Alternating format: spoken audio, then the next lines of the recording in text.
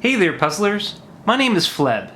If you've been following my channel, you know that a lot of the puzzles that I cover are rare, one-of-a-kind, or very expensive. I've received a number of requests from viewers to make a video with some recommendations for mass-produced puzzles, so I've picked out 5 to show you today. I'm going to talk a little bit about each puzzle and why I find it interesting. In the description of this video, I've put links to where to buy all 5 of them. Let's get started. The first puzzle is the Hanayama Cast QB. The object of this puzzle is to remove the lemon-shaped wedge from the cube. The lemon wedge moves in interesting ways around the cube. For instance, in this position, it can move up to the top and back down the other way. It's an excellent example of a maze puzzle, where you work it around until you find finally the way that it comes off. There are actual loops hidden inside of the maze, so you can't solve it just by randomly moving it around. It requires a little bit of thought to get it off. This was originally designed by Oscar van Dave Hunter and went under the name The Wanderer.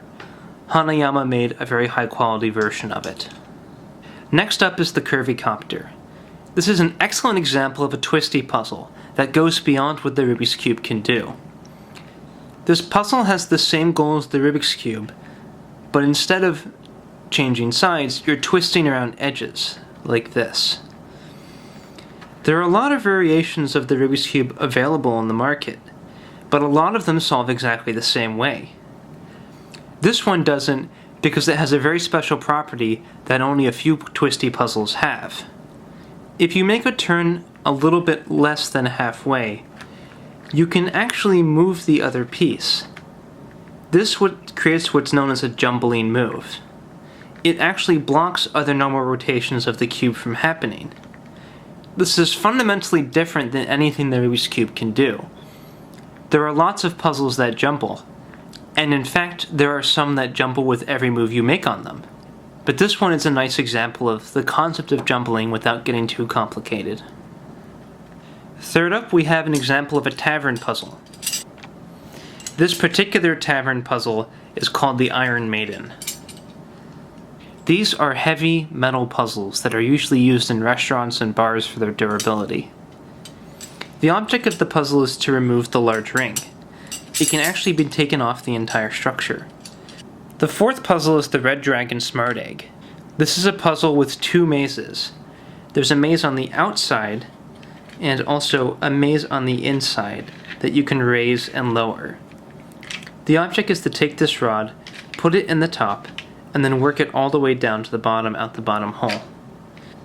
The original version of this puzzle was the Smart Egg, which was made of wood and won the jury grand prize at the 2012 Knob Yoshigahara Design Competition. That's the same year that Square in the Bag won first prize. It's a really great puzzle, and it's very hard to figure out the moves as they move between layers. You oftentimes have to use this movement out and then back in to move things up. As the maze can be rotated internally, it becomes very hard very fast. And finally, there's the Hobo Brain Twist. In this puzzle, you're aiming to solve all of the faces, much like a Rubik's Cube. You can turn each face around its corner. And you might ask, well, how does that produce a good puzzle at all? After all, can't I just turn each corner independently? Well, when all of the pieces are in place, you can grab one of the faces and turn the puzzle inside out.